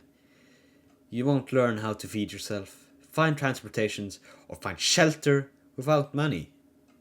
Do bad in school, and you could end up homeless. You've heard some variation of that before, I'm sure. But have you ever stopped to consider just how fucking smart you have to be in order to survive as a homeless person? A short list of skills you will need to master if you live rough. Dumpster diving, hitchhiking, conflict de-escalation, police who want to beat your ass, other homeless people who want to beat your ass, etc. Panhandling, where some beggars get lots of money and others not so much. Navigation, sanitation, insulation. Do you know how to not freeze to death on a chilly November night with nothing but a light jacket and what you can find on the street? Mental math, price shopping, bargaining, bartering, persuasion, train hopping, river crossing, self-defense, camouflage, nutritional planning, wildlife identification, border crossing, deception, debate, salesmanship, shoplifting, how to navigate the legal system, budgeting, time planning, how to work for a temp agency without a permanent address, just to name a few. All of these happen to be skills anyone would find useful in life, not just the homeless who just happen to need them more on a daily basis. You will never learn any of them in school. He was created by a genuinely strange mix of proto-fascists, utopian socialists, xenophobic racists, political sellouts, and robber barons. The subject alone could have countless books written about it. Suffice to say, lift up the rock of history even just a little, and all manner of insects strange and vile will scurry about in the light. Take Francis Bellamy, for instance. Bellamy, in case you don't know, was the originator of American schoolchildren's Pledge of Allegiance. You also might not have known that Bellamy envisioned a new America ruled by enlightened elite along revolutionary socialist methods where criminality is treated as an illness and no man can escape. You might also take the time to explore the work of Horace Mann, an ambitious political opportunist from the mid-19th century, often credited as the father of public school in the United States, who sold the mass schooling project to the Massachusetts elites with the promise that school would serve as the cheapest police. And that's to say nothing of the contributors to the project, from the Rockefellers, the Morgans, and Henry I Hate the Jew and So Should You Ford, all of whom envisioned a new, centrally managed society where powerful business interests would be insulated from the vicissitudes of a robust free market, and the best people who would not have to fear that the help would sprinkle arsenic onto their lobster thermometer. Number 97. People were smarter and more literate before school was created. Sure, our schools aren't perfect, but just imagine what things would be like if we didn't have them. Okay, idiot. Let's do that. Except I don't have to imagine. I know. In 18th century New England, long before most people went to school, and where those who did very little of it, literacy was close to 99%. The Bible, Pilgrim's Progress, the Last of the Mohicans, and other incredibly long and difficult texts could be found in nearly every household. Paine's Common Sense and The Age of Reasons, both elaborately argued tracts on philosophy and politics, were major bestsellers, and incidentally, that impressive 99% literacy rate held steady for most of the country, excluding slaves and recent immigrants, well into the first decade of the 20th century. Curiously though, after our school system took the form it more or less has kept to this day, and extended its schedules to a full 180 days a year for all people aged 5 to 18, this number began a steady decline, to the point where we are now at an 86% official literacy rate. Hint, official means lies. Mind you, that's out of the national average, meaning useless and misleading. In major cities, the problem is far worse. Detroit's illiteracy rate is 47%, and none of this is to even broach the widespread phenomenon of illiteracy, where many people have basic reading skills, but choose to read nothing ever. Almost total literacy before schools was made widespread, mandatory, and government-run, steadily declining literacy ever since. That's probably just an unfortunate coincidence, though. Am I right? Number 98. You know fuck all about taxes. I'm pretty far past school age, and I still have no idea how my income taxes work, considering the legal stakes as well as the fact that most people pay more than they have to. Wouldn't it be neat if school, the institution that's supposedly there to prepare you for adulthood, taught you how to navigate the truly Byzantine tax code? Or hell, even mention it in passing? Number 99. It encourages rudeness and other bad behaviors that are hard to unlearn as an adult and will sabotage your chances of success later in life. Oh, I know, there's an 8x11 sheet in the corner of your classroom detailing the rules of respect, and your school's mission statement says many fine things about standards of conduct and the like. But you know very well that is not a serious area of concern at your school. Because there are a ton of assholes there, and nobody does anything to stop me. Nothing meaningful, that is. Slaps on the wrist are given, but generally speaking, teachers and administrators are spread too thin to make any kind of meaningful interaction. And, truth be told, aggression and bullying between students helps keep the others in line. So from a managerial point of view, bad behaviors makes the adult jobs easier. With little to no consequences for making rude remarks, dirty jokes in the wrong company, vandalism, petty theft, passive aggression, grumbling, poor hygiene and dress, bad posture, and just generally acting like a jackass, school set up many people up for failure later in life. If you've ever had a taste of the adult world, you know these things don't fly. Why would anyone want to work with you if you're just a pissant? You wouldn't want to work with you with that kind of behavior. But you know as well as I do that this crap is largely tolerated at school, and it is in fact a place where many people learn it. Classroom being a sort of lowest common denominator environment where the flippant and the unserious processes the greatest social capital, thus incentivizing others to imitate the worst habits imaginable. At least that $11,000 price tag for every ass in a chair at school is going somewhere. Number 100. You won't be taught the first thing about starting or operating your own business. Self-employment. Independent livelihood. They're a dream for many, and one of the most direct ways to accumulate a fortune for yourself, done properly. But they're also difficult when you're first starting out. With all the paperwork you need to fill out, the licenses you don't know you need, the tax regulations, the supply chain, scaling, and the like. It's a formidable learning curve, and your school has no interest in helping you tackle it, let alone putting the idea in your head in the first place.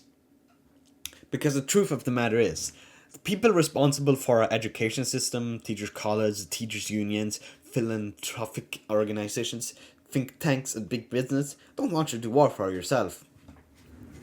School trains you to be somebody else's employee. That's what group work, grades, and all the stupid petty rules, bells, break time, recess, and the like are designed to habituate to. The rhythms and absurdities of wage slavery, whether of the blue or white collar variety. In the eyes of the system, you aren't a human being, but a human resource. If you were given the skills and knowledge necessary to be your own boss, there'd be a much smaller pool of passive exploitable pushovers for the Lumbergs of the world to wring out money of. In fact, a whole generation of self-assured, capable young people going to their own way would be an existential threat to our economy, which of course masquerades as a free market, despite massive amount of government favoritism, subsidies, and legislation designed to maintain the status quo for major industries. 101, 100, number 101, what is it? It will make you into a boring and unoriginal writer. Do yourself a favor and read a novel by Victor Hugo. Any of his novels. Take a look at The Hunchback of Notre Dame or Les Mis if you don't know where to begin. As you read, I want you to examine how the man formed his sentences. Are they all 8 to 11 words long, subject, verb, object in equal-sized paragraphs? Hell no! We're talking about the man who wrote the formerly longest sentence ever written, aside plenty of one-worders and everything in between. In fact, his versatility and mastery of constructions are as renowned as the stories he told with them, and the same can be said of the other greats as well. School, on the other hand, want and even demand that you create endless variations of the same formulaic structures. 5-paragraph essays, each paragraph compromising to 3 to 5 sentences with an obvious thesis stated at the beginning, restated at the end, along with a summary conclusion. Invented language is frowned upon, unusual structure virtually forbidden. How can we hope to produce another Sherman Alexie or Gore Vidal when we settle for cookie-cutter crap like this? Oh my god. Number 102. You're never given the time to develop an informed opinion on what makes life meaningful. Learning about yourself, who you are, and what you want takes an incredible amount of searching and reflection. The key ingredients being silence and solitude. Good luck getting either of those things at school, which is so often little more than an extended exercise, and now this. Real challenges, followed by long periods of contemplation in which you can learn to become a good judge of your work. You'll never get that, sitting in a desk for 13 years, waiting for someone else to tell you what to do. Or for that same person to tell you how much your effort is worth. That's not a judgment they can make, yet they do. Number 103. A teacher or other staff member might sexually abuse you. It's more likely to happen to you than getting abused by a Catholic priest. Yet strangely, there's no negative stereotype about public school teachers being perverts and child molesters. And if you're a guy, good luck having anybody taking your claims seriously, should you have the misfortune of being raped by one of your teachers, especially if it's a woman. Number 104. You have no choice whether your tax dollars funded or not. Despite an absolutely disastrous track record, our worthless schools continue to vacuum up money by the billions. And one might think, with so much at stake and so much being spent, the people providing the funds might get some sort of say in how our local schools are organized, who works at them, and what is taught. Nope! Even if you have no children, or if you do have children but decide to take charge of their education away from the public school, you are still expected to pay thousands in property taxes every year in order to fund these conformity factories. 105, number 105. The great philosophers and statesmen of the past all correctly understood that mass schooling was essential to authoritarian social control. From Plato to Spinoza, Jean Calvin to Adolf Hitler, the great thinkers and power players of the past all understood that mass schooling was the means to a malleable and easily duped populace. In fact, it was Hitler himself who famously stated, "He alone who owns the youth owns the future." Oh god. Number 106. It will scare you away from ever challenging yourself again. School already offers you few opportunities to take on real challenges in the first place. Note, midterm exams, SATs, obtaining perfect attendance certificates, and other such channels do not constitute real challenges. So it makes the stakes so much higher the few times, if any, you are able to take such chances. The problem with this, by habituating you to having someone else tell you what to do, when to do it, and how, you are likely ill-equipped to chew on the tougher corners of life. Whether that means hiking across your state on foot, starting a charitable fundraiser, getting into space camp, writing and finishing your own novel, or what have you, thus setting you up for failure and deep discouragement. Secondly, you're never alone at school. School is the stage for an endless play you didn't want to star in, but do, with your peers ready to jeer at stragglers and overachievers alike. It's already hard enough to try something different. When you fail, as usually happens frequently, you start taking on meaningful challenges, and it is a vital part of learning any real skill. You face laughter, teasing, and scorn. In fact, between these two factors, it would be surprising if you ever tried to anything of substance ever again. Thus, your parents and everyone like them, who spend 9 hours at work, then come home and eat their store-bought dinners in front of a television screen before hitting the sack, ready to start the cycle over again in the morning. Or maybe that's you. Number 107. It's poisonous to literacy. Already discussed in bits and pieces elsewhere in this list, not only did literacy rates drop in the United States after the introduction of mass schooling, so too did a natural strange disinterest in reading begin to take hold.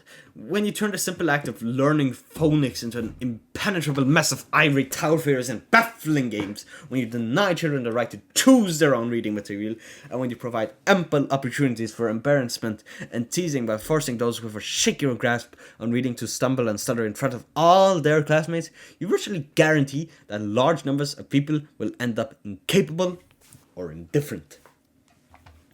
Number 108. It discourages genuine critical thinking. The one-sentence critical thinking exercises a chapter ends in your math textbook don't count. I'm talking about the real, in-depth dialectic that encourage you to pull apart and examine the workings of the institutions that have an influence on your life.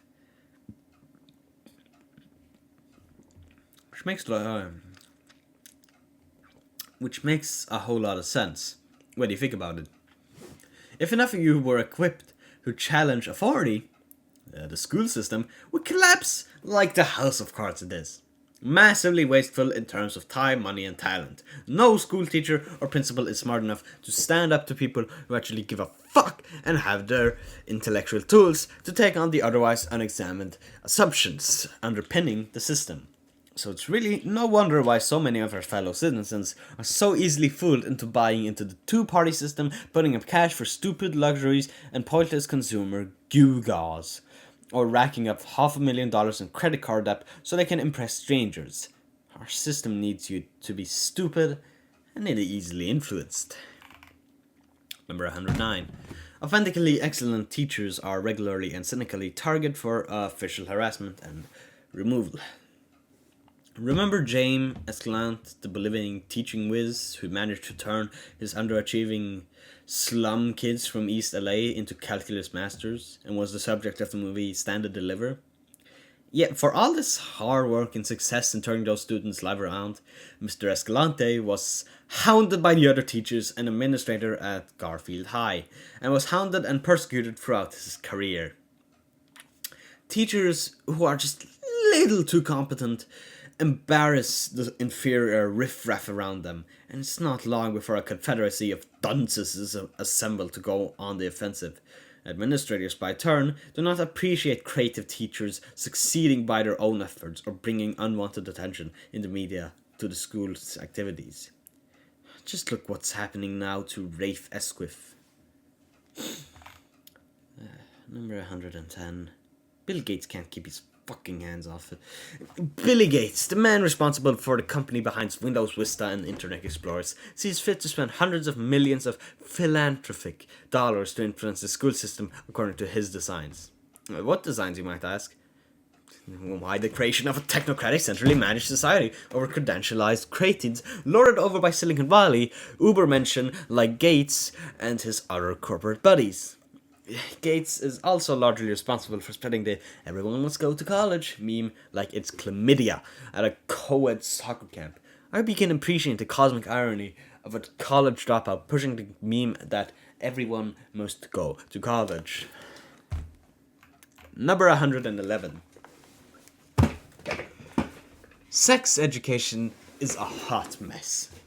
Schools want to touch controversial matters about as much as you want to touch a herpetic penis. The reason being that schools want as few reasons as possible for outsiders, parents in this case, to get involved and make their jobs more difficult.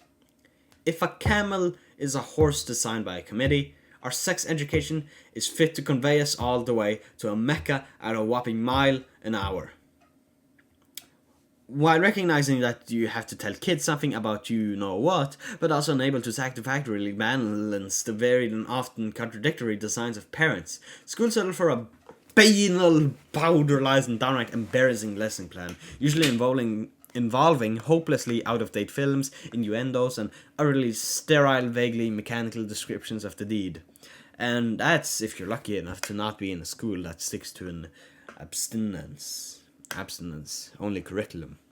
You'll certainly never hear mention or hold a meaningful conversation about pleasure, giving or receiving, about how to integrate your sexuality into your life, and so on.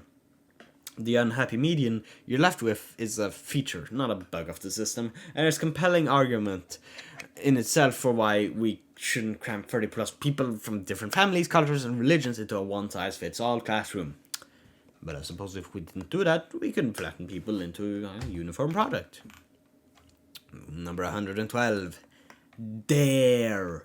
As you grow older, you learn that some organizations, like the Freemasons, Phi Beta Kappa, or the Church of Christian Science, basically have no reason to exist, other than to provide employment for a few otherwise useless people, and to give people vaguely good feelings about themselves despite doing next to nothing. Which is fine if that's how people want to spend their time and money, far be it from anyone else to tell them to not to. However, some organizations don't simply fail to accomplish anything good for the world. They actively cause harm, and even undermine the reasons they were began in the first place. Prime example, Dare. If you've ever had the misfortune of having to sit through this inane lie and distortion-ridden gauntlet of propagandizing and indoctrination, I don't have to explain to you why it's such a joke. Dare has tried to rebrand itself in recent years as a total health and hygiene program, but its raison d'etre is still to teach lies about drugs. Drugs abuse resistance education. Over the course of the program, you will learn old canards about marijuana being a gateway drug, or how it is impossible to use drugs of any kind responsibly and in moderation. This is bad enough, but the shocking and hilarious irony of it is that not only has Dare proven ineffective in preventing kids from experimenting with cigarettes, alcohol, and other substances, kids who go through their program are actually more likely to abuse drugs as they grow older. No, it's not a correlation caused by inserting the program into already high-risk populations. There's a definite causal relationship between introducing their and drug abuse rates rising in the school districts. Might have something to do with introducing kids to drugs they've never heard of. Psilocybin mushrooms make you see magic colors? Cool! Maybe you already figured something was dodgy when you saw your DARE officers take a smoke break by the dumpster after class. Number 113. Talent is regularly wasted. You show considerable promise in music, the performing arts, sciences, drawing, programming, or the like. You really need to drive the fuck out of school already. These years are the very best to hone your skills, as your brain is still quite plastic in what it can do. Your sense of enthusiasm hasn't yet diminished, and you're probably at your prime in terms of health and physical capability. If it takes 10,000 hours to become a master at something, you should be building up that time as fast as you can at a conservatory with a tutor, or even on your own following a self-constructed curriculum. Your time is short. Use it effectively. Number 114. Assemblies. You asked to be forced to listen to a polio survivor talking about his midlife crisis for 2 hours in a motivational speech? I didn't think so.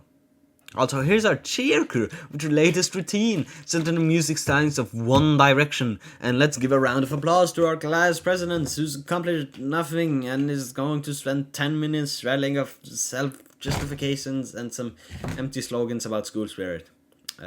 Also the national anthem. Plant your keister, meester!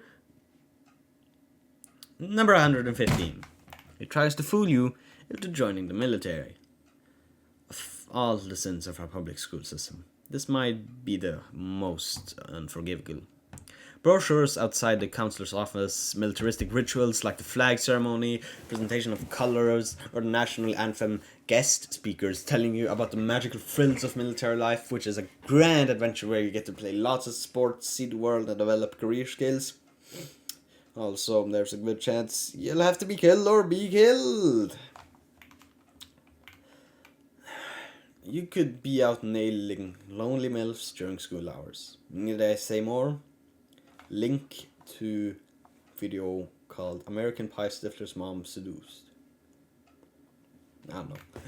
117. Number 117. I repeat, number 117.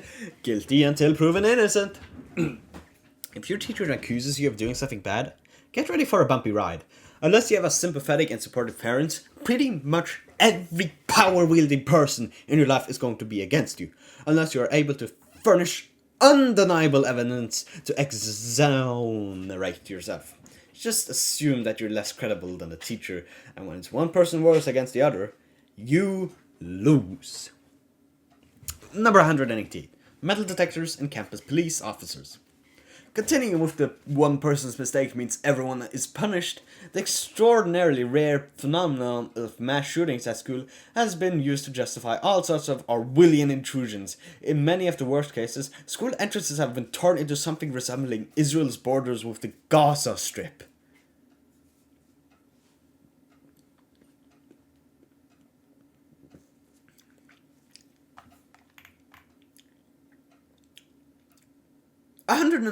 Number 119. Special ed. No one's arguing that kids with Downs, schizophrenia, or severe autism need extra help. But many kids in special ed typically don't have these problems. They're disruptive, hyperactive, or just weird. You know who else was weird? A lot of history's most useful, interesting people, Andrew Carnegie, Thomas Edison, Ray Kroc, Aleister Crowley, and Algernon Swinburne, Einstein, and a whole host of people who've made our world richer would have been confined to these in-house concentration camps for the different, fortunately for them and for us, they weren't born in our enlightened age. There are a few humiliations as potent as being placed into one of these classes. You will never be looked at the same way again. You are now the other, a freak, a space cadet, a retard. Good luck developing into the threat to the status quo once you're completely crushed emotionally by school. Number 120. Gifted and talented students. Did you compose a full-scale opera at age 12 like Mozart did?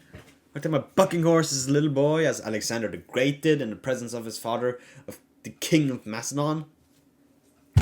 No. You aren't gifted or talented. You're less damaged than the other kids. So you got put in a half-assed program to placate your parents and make you develop an ego. To better prepare you for your future in mid-level management or investment banking. Fuck you. Number 121. It's largely responsible for making our culture dull and homogenous. Isn't it sad? Oh, no matter where you are in this country, it's all kind of the same. When once we were a land of rich regional accents, customs and cuisines with diverse religions and ways of living, it's all kind of the same now, isn't it? The logic and looks of the suburban mall writ large. Then what do you expect will happen when you cram everyone together and punish them for asserting themselves or acting out? You get a lot of people who act alike and can't form their own opinions. That's what. That's the TV dinner and Costco blue jeans culture. Number 122. It will teach you to be scared of public speaking. Speaking with poise and confidence in front of large groups of strangers is incredibly important. You will not go very far in life without the ability to do so. School, by putting you on the spot at a young age before you're ready, often trains you to be terrified of public speaking. Or doing anything in front of others. In this way, the cripple for life, many thousands, every single year. Number 123. Dangerous, controversial, or original ideas are verboten. See how far you get in class trying to discuss drug use in a positive light. Sex, racial reparations, the films of Alejandro Jodorowsky, neo-paganism, radical environmentalism, white pride, black power, evangelism, anarchism, or Allen Ginsberg poetry. Number 124. It fools you into thinking these are the best years of your life. In a culture loaded with damaging myths, this has to be one of the very worst. How 13 years of compulsory labor, tedium, and self-congratulatory circle jokes spent with random mishmash of like-age humanity, randomly and thoughtlessly tossed together by computer algorithm, accomplishing nothing of work, just sitting and waiting for real life to begin, long past the point it should have, constitute the best years of your life, is really beyond you. Sadly, a substantial number of people buy into this lie, viewing the past with rose-colored glasses long after the fact, with such intensity that it prevents them from taking control of their lives in the present, or worse still. The poor youth still trapped in the system, who swallowed this codswallop and lacking perspective or a clear picture of what life can be after school, fall into a deep malaise, which is the normal response to being convinced that these harshly embarrassing, privacy depriving, and deeply frustrating years when cut off from the world are as good as things get. Number 125. Treats unique and individual human beings like identical lumps of clay. Just because you're the same age or sex doesn't mean you're at the same development level. And definitely doesn't mean you have the same personalities, learning styles, tastes, hope, dreams, desires, memories, religion, tradition, or dispositions. But in a class where there's 30 different students versus one teacher with one set lesson plan, it's ridiculous to think that your school experience will ever be catered to your unique aspects in any way. It's simply not doable, thanks to the structure of schooling. And if you don't like it, the system is more than willing to let you fall through the cracks. Number 126. Kindergarten has an insidious purpose. Do you care how Friedrich Frobel spent his time or lived his life? Well, he certainly cared how you do yours.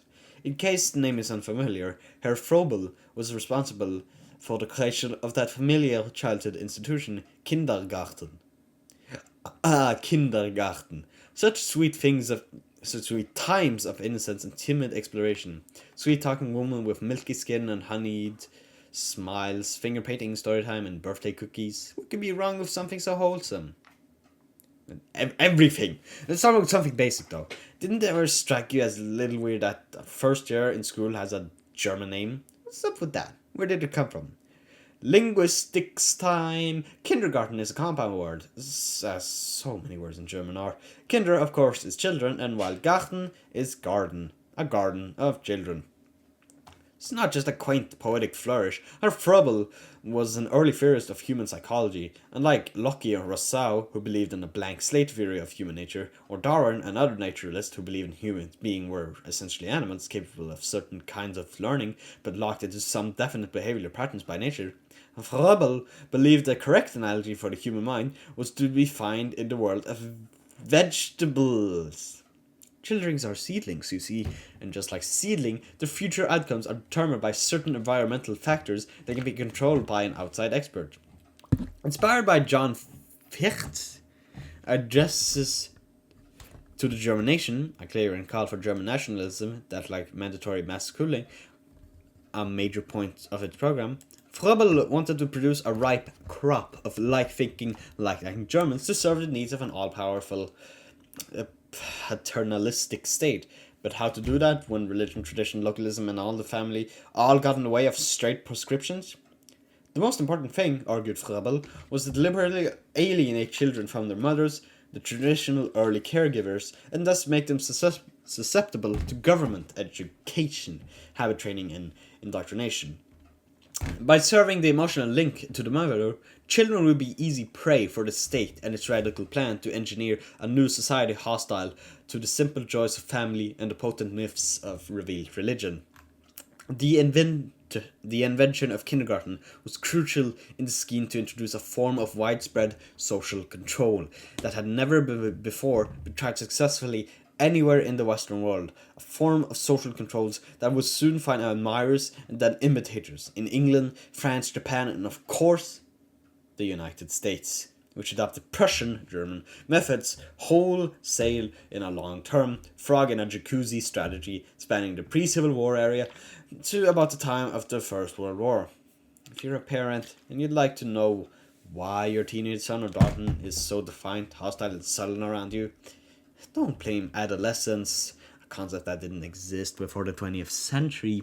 The seeds were actually planted back in kindergarten. Number 127. Musical events and class pagans.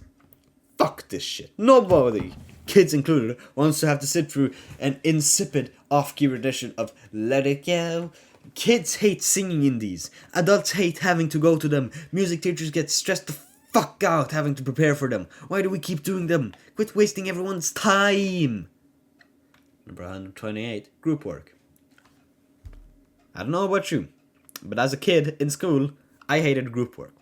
Something about the dynamic of having one or two people do everything while the others whine or screw around put me off to it immediately. But it gets much worse than that. Group work is there to train you for office environments, to be somebody else's employee. In fact, that's what my own teacher specifically said. Employers these days want their workers to operate in teams, so we gotta do it this way. Why is your school training you to be a follower instead of a leader? Group work sucks. It's also a devilishly effective way to make children distrust each other, divide themselves into different castes, shy away from taking on responsibility in the future, and fail to develop any sort of self-reliance or personal existence. Number 129. You're given no say in how things run. You live in a free country where you get to vote for the people who manage public good, can move around freely as you see fit, can spend your money however you please, and are protected by the Bill of Rights from abusive government force. The principles behind these liberties do not extend past the schoolhouse door, apparently as you're expected to accept things the way they are without complaint. In a supposedly democratic society, one of our largest and most institutions is run like an autocracy. The example of the Sudbury schools demonstrate that. Far from descending into chaos and subsequent alienation, democratically run schools can not only remain coherent, but can, and usually do, flourish, producing literate, well-behaved students eager to engage the world around them. Number 130. There is no meaningful connection between money and the quality of one school or another. Despite constant whining and complaining about how there's never enough money, nobody has ever demonstrated the more money creates better results from school. What's more, while public school have been spending $10,000, $11,000 or more per pupil, the average homeschooling family spends around $500 per child for education with consistently better results. Number 131. Schools boards are typically composed of busybodies. Self-explanatory. Number 142. You will come to be disappointed in yourself. Perhaps the worst of anything else on this list is the incredible sense of disappointment you will come to feel in yourselves once you face the fact that your youth was stolen from you. And that you happily played the game, surrendering fun, excitement, love, adventure, and meaningful grades, a high test score, and stupid prizes. Imagine what a horror feels like after turning tricks all night, and you'll begin to get a sense of what that feels like if it hasn't hit you yet. Number 133. You're treated like a freak or antisocial weirdo if you mentioned any of the previous 132 things out loud. The cherry on top of this crap sundae, if you dare bring any of these points up in a substantive way, you will face ridicule or come to be dismissed as a cook or a tryhard. Indifference is the first rule of the school program. Care too much about anything and you face social isolation for taking things too seriously. It's a brilliant protective mechanism for the power structure. Luckily for you, you live in the information age, and there are more of you thinking these thoughts and having these conversations than ever before. It's now possible to hook up with school renegades anywhere in the world, and unlike the previous generations of the disaffected who acted out by smoking in the bathroom or skipping class, you have formidable arsenal at your disposal to help you fire back at the man. Alternative education resources, forums, Khan Academy, open source learning, legal advice, and more. You may not think so yet, but the school behemoth is faltering, with anywhere from 3 to 5% of the total school-age population now being educated at home, a trend that shows no sign of reversing anytime soon. Along with an increase in awareness of how the mass schooling system has already passed obsolescence, there stands a good chance that we will be a generation that lives to witness the abolishment of school, not a moment too soon. For those interested in some more in-depth analysis, we recommend you check out the works of John Holt, Grace Llewellyn, and John Taylor Gatto, to whom this article owes much in the way of research and inspiration. Anything we missed? Let us know in the comments section below. We want to hear more reasons school sucks. And can we ask you another little favor? Send us your school horror stories. We want to hear them. Mailman. Just click on our contact section and send it over. We're all ears. Till next time.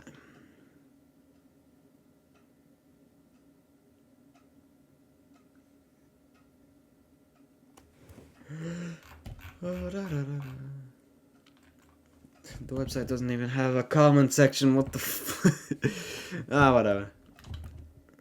Thanks for listening.